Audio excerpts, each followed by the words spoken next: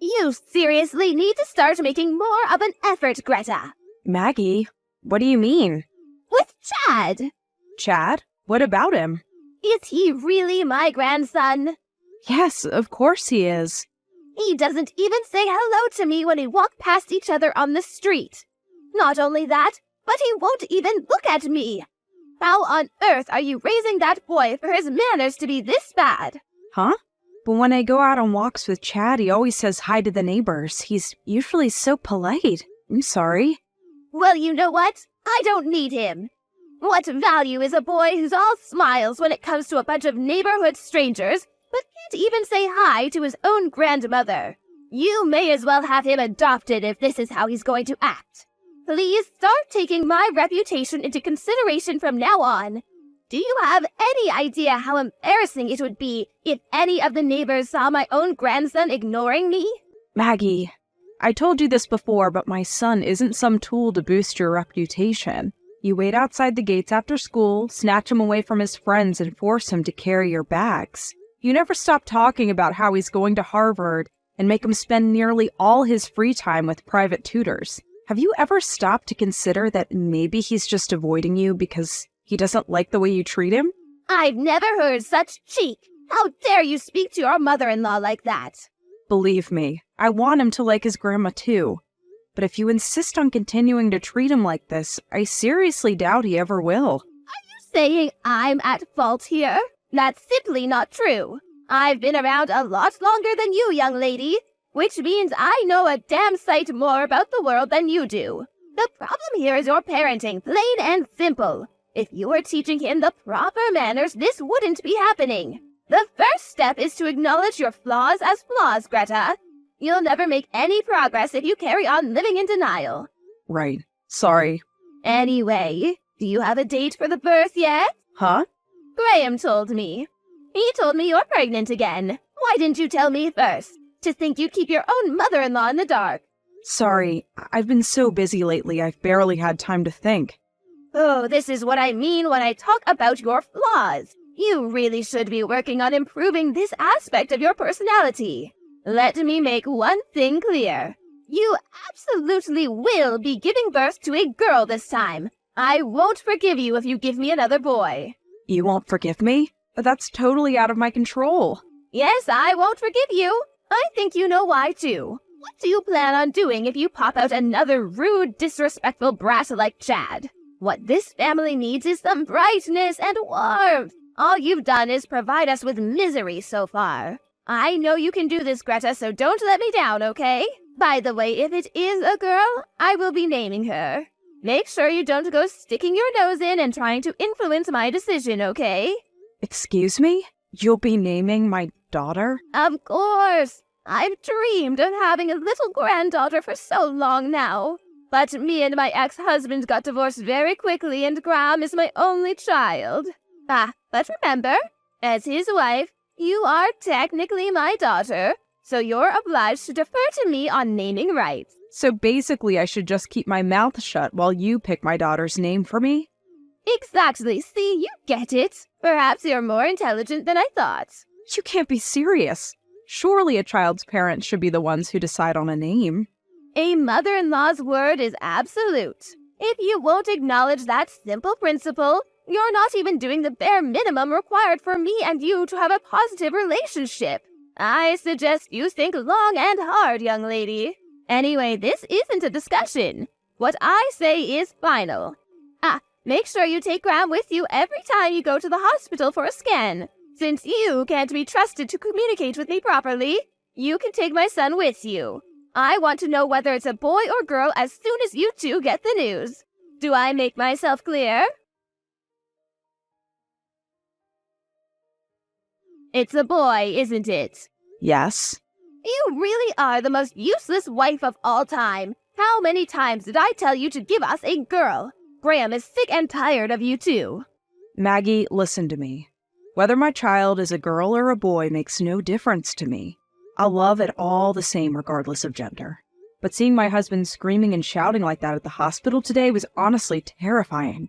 Graham was shouting? Yes. Stuff like, why isn't it a girl? And Do something about this, you useless quack of a doctor. Then he grabbed the doctor by the scruff of the neck. When he was done giving the staff what for, he turned on me, yelling in my face till he had nothing left to yell. Then he just went home on his own. Why the hell is a child's gender so important in the first place? I don't know what to do anymore. Graham's supposed to be the one I can rely on the most in the world, but I feel like I barely recognize him anymore. Please, will you talk to him for me? Not a chance. Huh? Oh, what do you mean, huh? As far as I'm concerned, Graham did nothing wrong. We've been telling you we want to have a daughter since forever. And what did you go and do in spite of that? We also made it very clear to the doctor from day one. Not just that, but I've been phoning him every day ever since just to make sure he got the message. You did what? You phoned the hospital every single day? Of course I did. The incompetence astounds me. To think we went out of our way to make sure both of you had ample warning and still managed to fail in your duties. You should be ashamed of yourselves. He's a hack, and he deserves to have his license revoked. Isn't it only natural that someone so bad at their job should be yelled at? My son did nothing wrong. Hospitals are ultimately businesses after all. Why the hell do they exist in the first place if not to meet customers' needs? Wow, I'm in total disbelief here. The gender of the baby was nothing to do with the doctor. Do you really think he has any influence over that? Medical technology is very advanced these days. Advanced, I tell you. There must have been something he could have done. I advise you to stop giving unsolicited opinions on matters you don't understand. But wow, Greta, seriously, another boy? Oh, Lord, give me strength. At least tell me you're having him aborted. My God, what's wrong with you? I'd never do that. Fine, then we have no choice. You've forced my hand. The boy will be having a sex change. Huh? Oh, you hear about it all the time. People who identify as females despite being born in male bodies. They have operations to turn them into girls so the exterior matches how they feel inside. To it that he has the operation as soon as he's born. If money's a problem, I'll cover it, so don't worry about that. Well, what do you think? Greta, are you there? Are you reading my messages? Sorry, I had the sudden urge to throw up. Oh, come on, you're such a whiner. It's only a bit of morning sickness. You've done this before, surely you should be used to it by now. No, it wasn't morning sickness that made me feel like vomiting. It was you. You're absolutely disgusting. Excuse me? No one in their right mind would seriously think it's a good idea to make a newborn baby have a sex change operation. First of all, you're only saying that for your own selfish reasons. You literally have no regard for what he himself might want. It's genuinely sickening. Oh, get off your high horse, you stupid bimbo. I wish my son never met you. If you think you're going to get away with speaking to me like this, you've got another thing coming. I have some tricks up my sleeve, you know. You'd be a fool to underestimate me. Do whatever you want.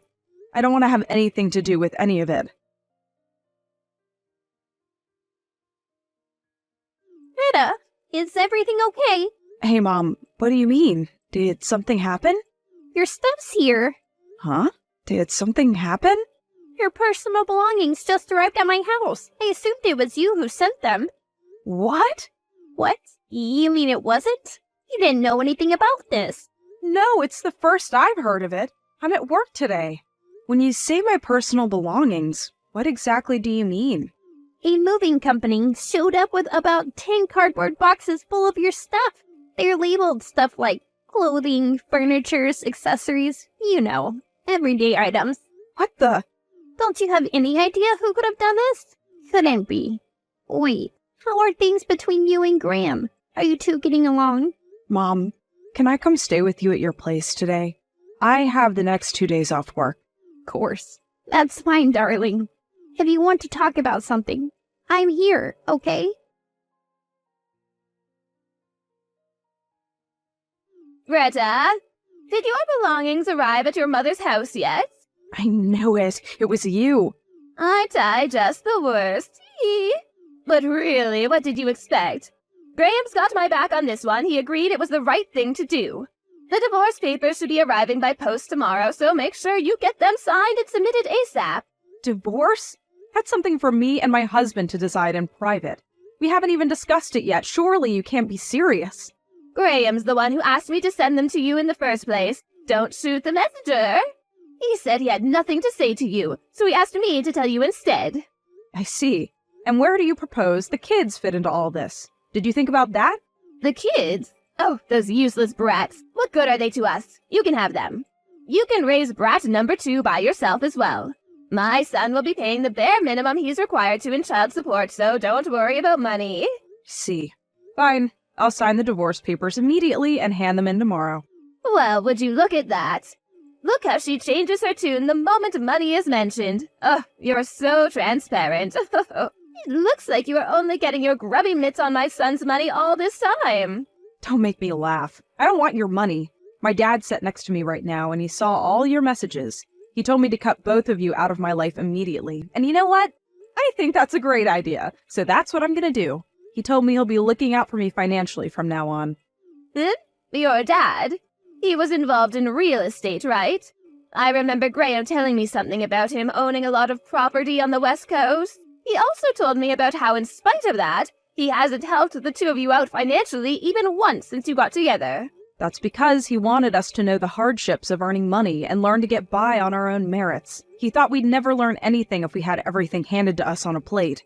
And I agree, don't get me wrong, things were difficult at times, but I feel like I'm a wiser person for it. Anyway, now I'm bringing in a little money on my own too. With a little financial support from my dad, I'll be absolutely fine if I never received another cent from either of you, and that's what I intend to do. Have it your way. Look at the way you speak about us. Anyone would think me and my son had done something wrong. But there's where you're mistaken. The only one in the wrong here is you.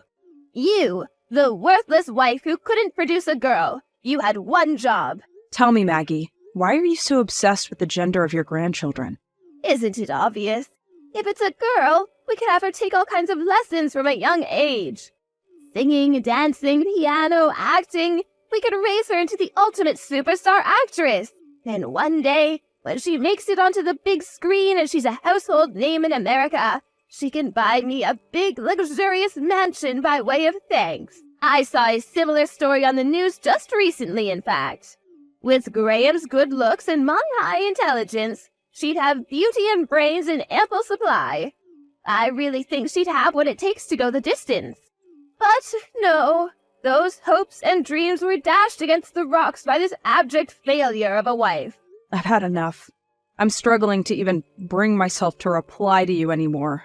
You're the most selfish person I've ever met. Whether parents or grandparents, everyone has a responsibility to show gratitude towards the people who raised them. Oh, and you've made your decision now, which means you better make sure you don't pester us for money after this. You had your chance and you blew it. I told you very clearly I don't want your money. With that out of the way, I think we're done here. Never contact me or my family ever again. I want nothing more to do with either of you. That's my line. How fortunate for me and Graham. We get to cut you out of our lives like the tumor that you are without even having to pay a cent. Goodbye forever, you useless good-for-nothing.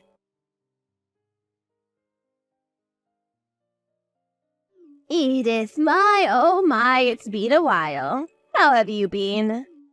Oh, it's me, Maggie. You know, the exceptionally kind woman who allowed your tragically useless daughter into her family for a little while.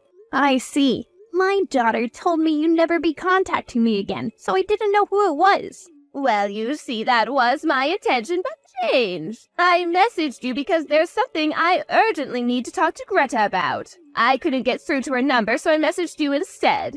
Oh, I see. What is it then? Why do you want to talk to my daughter? Well, you see, here's the thing. Graham got married last year. Oh, he did. That's amazing news. Congratulations. No, it's not amazing news at all.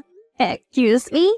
His new wife is just awful. I've never met anyone with such a rotten personality. She seems hell-bent on making an enemy of me. On top of that, she's the one who wears the trousers in the relationship. She turned my poor Graham into her own personal worker drone slave. Even he can't make her see sense. I see. That's a real shame. But wait, that's not even the half of it. The most unbelievable thing is that apparently he can't even have kids. Oh, really? Well, There are all sorts of couples around these days. I suppose that's just the modern age for you. Oh, that's not the point. I wanted Graham to provide me with a little girl more than anything. Surely it's a wife's duty to meet her mother-in-law's expectations. Oh, good grief. Anyway, now you understand the awful situation we're in. I'll get to the matter at hand. You see, I was wondering if your lovely daughter Greta would get back with my son. Excuse me? Let's face it, I'm not the spring chicken I once was. I'll probably be in need of care within, 10 years? I'd have to be delusional to think there was any hope of his current bitch queen of a wife looking after me. So basically, Maggie, what you're saying here is that you want my daughter to get back with your son so she can change your diapers when you get old? Oh, why do you have to put it like that? Anyway, that's not the only reason. Look, if you get her to come back, me and Graham will accept both of their boys back into the family, and they can finally be raised by their mom and dad together.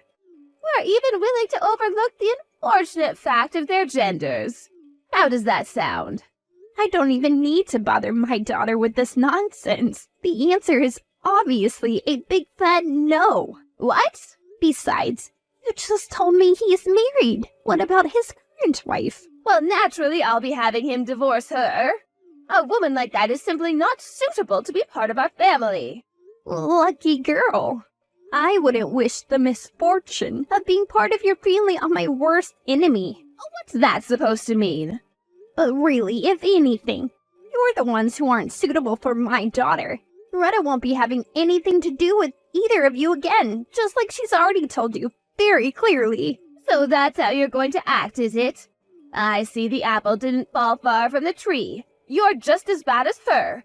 Your manners are abominable. You're so arrogant. It's about time someone knocked you down a peg. Fine, have it your way. I'm never contacting you again. And don't think I'm bluffing this time, I mean it. Wow. Really? Thank you so much. Oh, what good is a wife who can only produce boys anyway? Good riddance. Oh yeah, one last thing before you go. It's about the baby. Her name's Angelica. WTF? Like Greta came up with it all by herself. You know, because that's what parents do. Isn't it just beautiful? Wait, what? Just wait, can you confirm something for me? Sure. You're talking about the baby that was born just after the divorce, aren't you? That was a boy, wasn't it? Nope. Girl.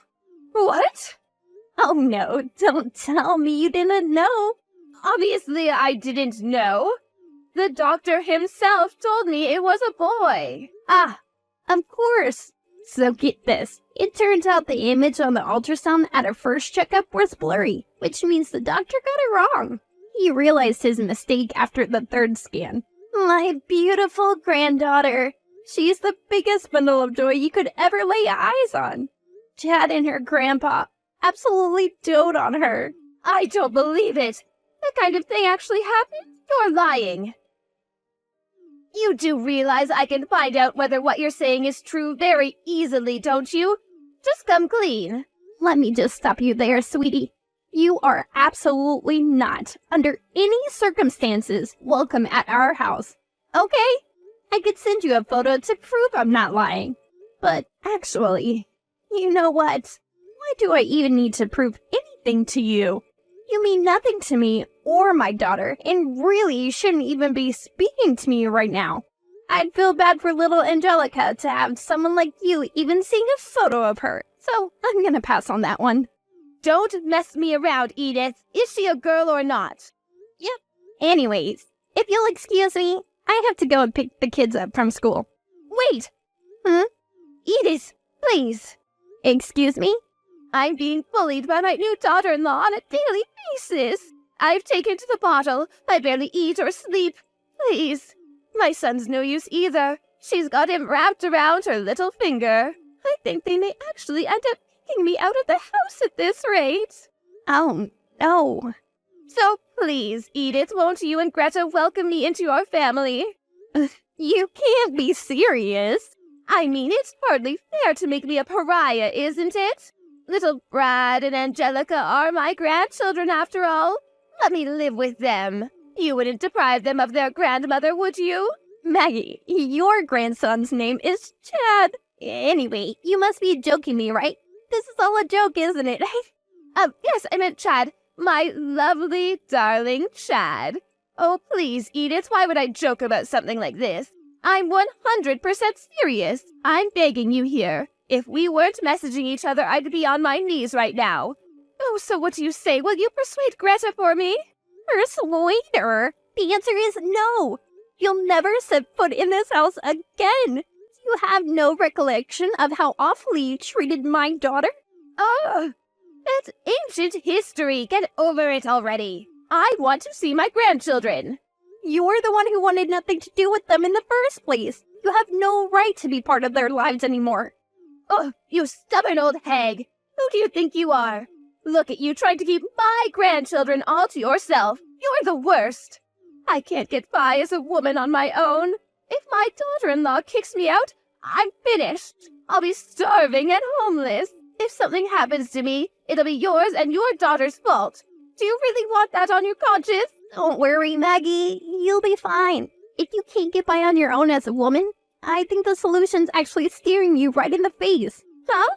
A sex change. Medical technology is very advanced these days, Maggie. Advanced, I tell ya. Oh, do not screw me around. You better not block me. I'll never forgive you. Are you there? Edith! Later on, my ex-mother-in-law attempted a full frontal assault on our house. Although she didn't get in and eventually gave up and went home when we completely ignored her, we decided it simply wasn't safe for us to continue living there if it meant our whereabouts were being known by such an unhinged lunatic, which is why we decided to move house. This was 2 years ago, and we haven't had any problems since. According to my mom's sources, her worst fears came true. My ex-mother-in-law was indeed given her marching orders by her new daughter-in-law, the ruler of the roost. Word is that she's currently spending her days living alone in a cramped, moldy apartment with a severe cockroach infestation, eating away at her savings and crying herself to sleep. It looks like my ex-husband made a serious miscalculation in choosing a new wife. She's unemployed, doesn't help out with the housework, and her hobbies consist mostly of drinking, gambling, spending his money, and, wait for it, having affairs. To make matters worse for poor Graham, she's super domineering. She not only forces him to work obscene amounts of overtime, but then he has to do all the housework when he gets home. I did once get a desperate message begging me to take him back, replete with groveling apologies and love hearts, but of course, I ignored it. Right now, I'm living happily with my son and daughter with the support of my parents, who are the kindest people I know. One thing's for sure, life's a lot more peaceful than it was when the terrible two were around.